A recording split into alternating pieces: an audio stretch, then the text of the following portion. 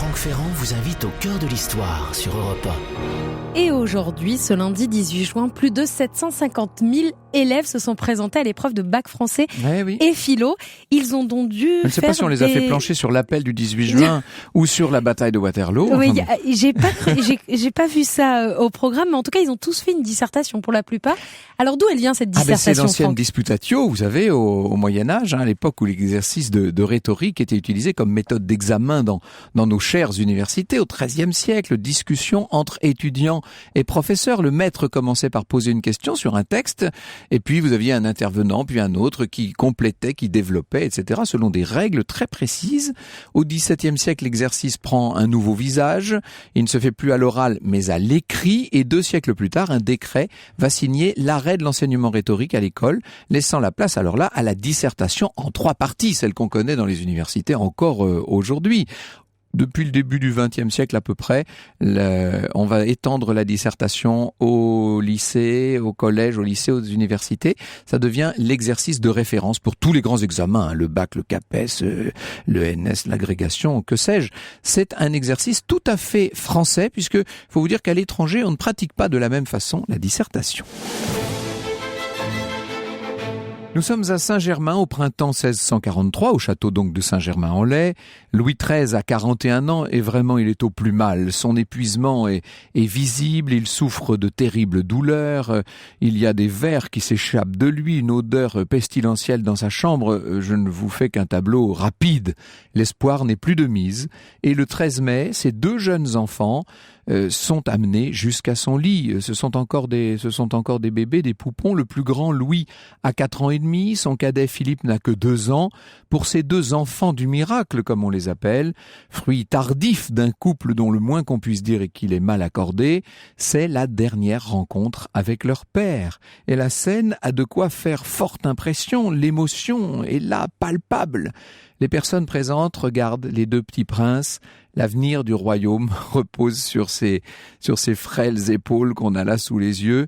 Un avenir suspendu à leur santé, à l'évolution de leur caractère, à leur bonne entente aussi. N'oubliez pas les rapports entre Louis XIII et son propre frère, Gaston, qui lui a donné tant de fil à retordre. Il ne faudrait pas reproduire cela à la nouvelle génération. Louis et Philippe doivent s'entendre, ils doivent s'aimer, ils doivent s'accorder surtout.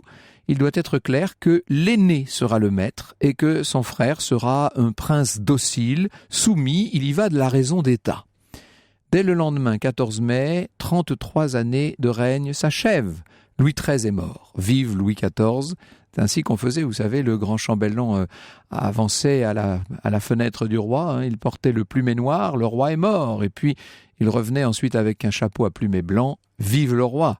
La régence va être assurée par Anne d'Autriche, la mère du tout nouveau Louis XIV et de son frère, avec le cardinal Mazarin, bien sûr, qui est une créature de feu Richelieu. Quant au petit Philippe, le petit duc d'Anjou, c'est son titre, il est premier dans l'ordre de succession à la couronne, bien entendu.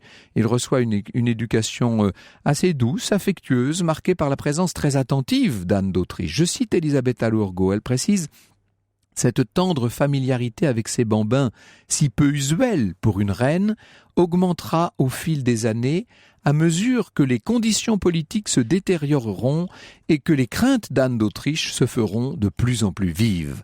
Car très vite, et c'est souvent le cas, vous savez, dans les régences, l'équilibre politique du royaume se rompt. La guerre avec l'Espagne est en train de se poursuivre et elle coûte très cher. Le poids des impôts, tout comme la fermeté du pouvoir de Mazarin, tout ça exaspère les responsables du royaume et notamment les parlementaires. Parlementaires, c'est-à-dire les personnes en charge de la haute justice et de l'enregistrement des édits royaux. Et bientôt éclate la fronde. Ce sont des tensions, des menaces, des émeutes aux abords même du palais royal. Un jour de l'été 1648, alors que l'atmosphère devient vraiment irrespirable, la reine-mère juge prudent de quitter Paris avec le roi.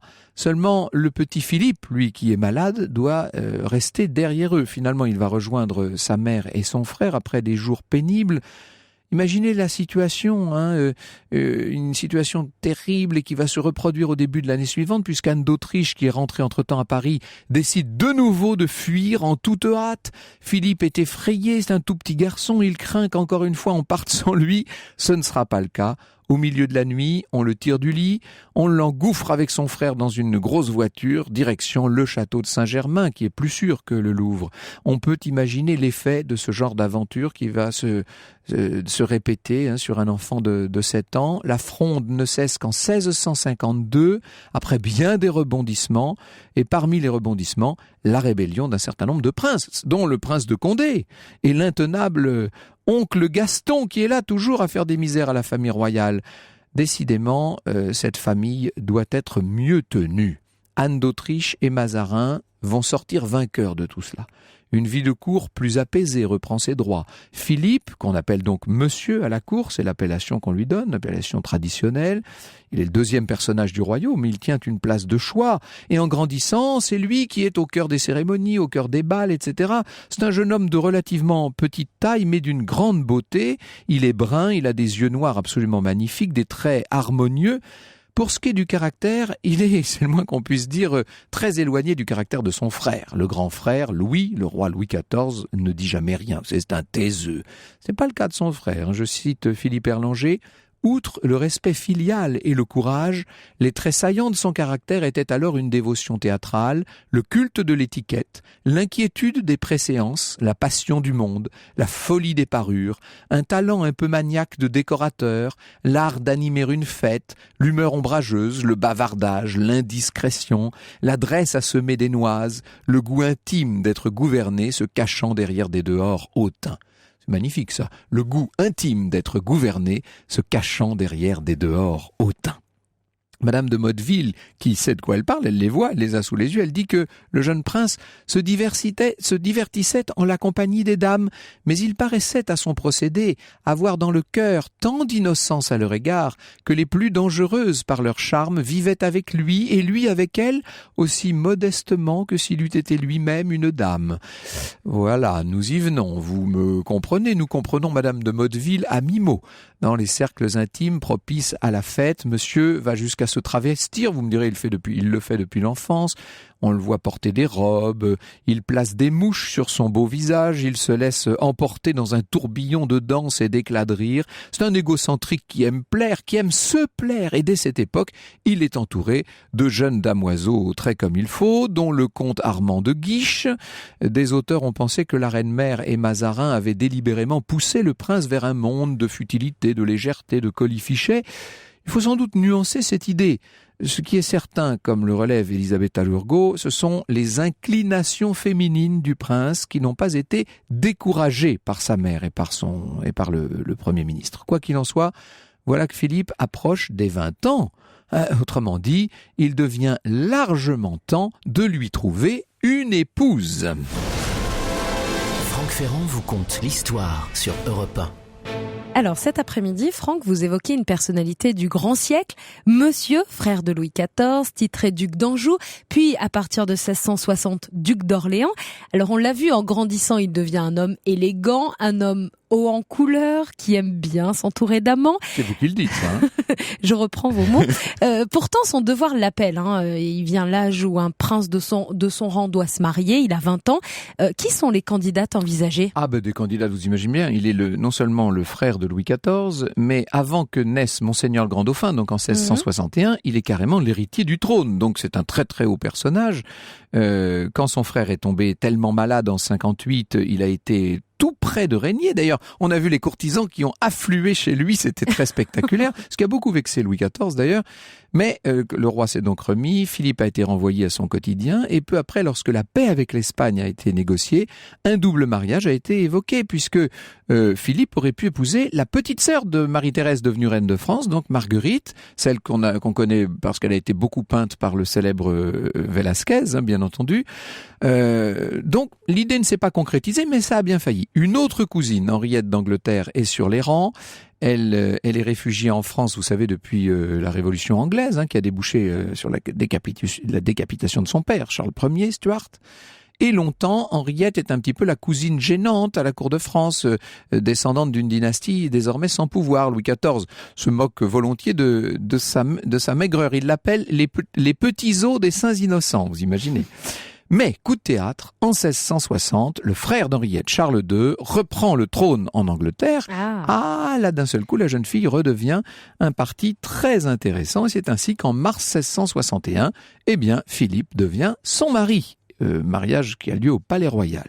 Il peut être satisfait, le Palais Royal et le château de Saint-Cloud seront les grandes résidences principales de monsieur. Henriette est pleine d'esprit, elle aime plaire, en peu de temps elle devient tout à fait charmante. Or cela, quelqu'un s'en rend compte, ce n'est pas son mari, c'est son beau-frère, c'est Louis XIV. Oui. Le rapprochement entre Henriette et le roi est rapide, la cour n'en perd pas une miette, je cite Jean-Christian Petit-Fils, on jase derrière les éventails. La reine s'émeut, monsieur, qui n'a pourtant guère de leçons de morale à donner, avec son parterre de mignons aguicheurs, s'indigne de ses promenades à cheval dans la forêt avec la jeunesse de la cour, ivre de plaisir, couverte de plumes et de beaux habits, de ses parties sur le canal, de ses bains de minuit dans la Seine. Louis et Henriette, dont le flirt, si j'ose dire, garde sans doute des limites raisonnables. Néanmoins, il faut que ces deux-là calment les cancans et calment Philippe. Ils vont créer une diversion. Ils veulent faire croire que le roi passe en fait du temps chez sa belle-sœur car il courtise une de ses demoiselles d'honneur. Sauf que le plan échappe à Henriette quand Louis s'éprend réellement de la jeune fille. Vous savez, on fait croire à une histoire, c'est comme dans les pièces de théâtre. On fait croire à une histoire et puis finalement l'histoire devient réelle. Ce sera l'origine de la faveur de mademoiselle de la Vallière. La pauvre madame, comme on l'appelle, puisqu'elle est l'épouse de monsieur, se sent abandonnée, elle va se distraire dans d'autres galanteries. Problème, la voilà qui se lance dans un jeu de séduction avec le comte de Guiche. Vous vous rappelez, le comte de Guiche, c'est quand même le principal amant de son mari. Les relations deviennent très houleuses au sein du couple Orléans, ça va durer des années. Ça ne les empêche pas d'ailleurs, Henriette et Philippe, d'avoir de nombreux enfants, dont survivront 2 princesses. Henriette déteste certains mignons de monsieur, notamment le beau, le fier chevalier de Lorraine. Il est vrai qu'il ne reste pas à sa place, Lorraine, et qu'il manque singulièrement de respect à la princesse.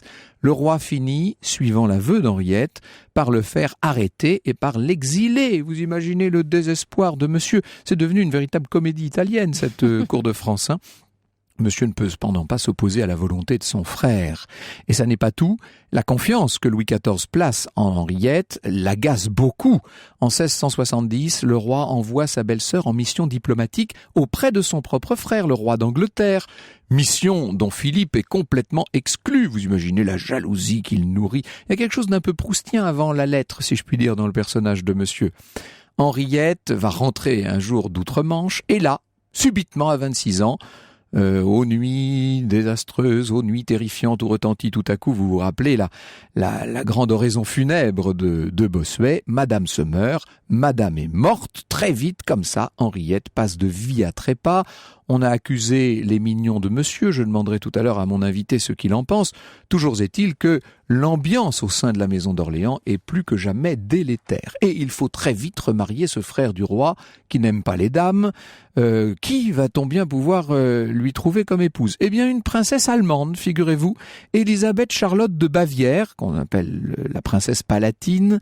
Philippe Erlanger la décrit ainsi, je cite, « Avec la figure et le rustre d'un Suisse, elle possédait de l'esprit, de la malice, un style qui avait de la barbe au menton, une surprenante franchise. Le roi fut amusé, conquis. Quant à monsieur, le premier choc subi, il s'accoutuma. Mieux, il lui fut agréable de rencontrer une femme qui ne serait pas une rivale. » Ça le change, si je puis dire. Ce couple improbable va avoir des désaccords terribles avec des moments de tension, mais néanmoins, ils vont vivre bon an, mal an ensemble, ces deux-là. Plusieurs enfants vont naître, et dont le futur régent, bien sûr, et on voit monsieur répondre, comme vous le voyez, à ses obligations princières. C'est aussi le cas dans le cérémonial de cour. Vous savez que c'est là que monsieur joue un rôle absolument éminent. C'est lui qui règle l'étiquette à la cour. Il fait honneur aux fastes des Bourbons dans ses propres résidences de Saint-Cloud et du Palais Royal. D'ailleurs, on dit que ce sont les 2 maisons les mieux décorées de France. Sa présence à Paris n'est pas sans signification politique. Je cite François Bluch, « On le voit à l'opéra, on le retrouve aux prédications de Carême et d'Avent. Il est comme le substitut du roi absent, comme le délégué du roi dans les réunions publiques. » Et oui, puisque Louis XIV maintenant vit à Saint-Germain et bientôt à Versailles, eh bien c'est son frère qui représente en quelque sorte la famille royale à Paris. Comme Anne d'Autriche et Mazarin en leur temps, Louis XIV tient cependant à ce que son frère n'empiète pas trop sur ses plates-bandes, et notamment sur tout ce qui est militaire, parce que monsieur est amené à commander des troupes Et d'ailleurs, il se révèle un très bon chef de guerre. Hein. Il est toujours sous la supervision de généraux aguerris, bien sûr. Et voilà qu'en 1677, pendant la guerre de Hollande, monsieur va impressionner son entourage lors de la bataille de Cassel. Il se lance dans un mouvement incroyable, très hardi. La victoire qui suit est digne d'une des victoires d'Henri IV. Et à son retour, c'est un triomphe. Monsieur est porté en triomphe. On ne parle plus que de lui dans le royaume. Et Louis XIV, bien sûr, est très jaloux, figurez-vous. Il va éloigner son frère des combats. Il va lui demander désormais de rester à sa place. Le prince soumis était prêt à se révolter, mais sa révolte attendra. Franck Ferrand vous conte l'histoire sur Europe 1. Alors, vous nous emmenez au cœur de l'histoire, Franck, cet après-midi, de monsieur, le frère de Louis XIV. On l'a vu, il vient de se remarier avec la princesse Palatine. Pour l'instant, tout va bien pour lui, sauf peut-être ses relations avec le roi. Mais ce qui est quand même pas mal. Oui, c'est le plus important. Et c'est très intéressant leur relation, parce que on peut dire que ces deux frères s'aiment vraiment beaucoup, s'aiment tendrement même. Il y a une affection profonde qui les unit. Et en même temps, Louis XIV ne peut pas s'empêcher de se montrer dédaigneux envers son frère. Et il moque en public sa tendance à jacasser. Quant à son homosexualité, le roi la tolère. Il ne peut pas vraiment faire autrement, mais ça l'indispose beaucoup. Surtout, monsieur est impuissant face à l'autorité royale. Le grand roi va brider sa carrière militaire, ça vous l'avez compris. Il refuse également à monsieur un certain nombre de charges lucratives. Par exemple, quand le prince demande le gouvernement du Languedoc, Louis XIV le lui refuse. Il faut dire qu'il y a quelques précédents dans l'histoire de France. Hein. Les princes du sang ne sont jamais bien en France ailleurs qu'à la cour, lui répond son frère. On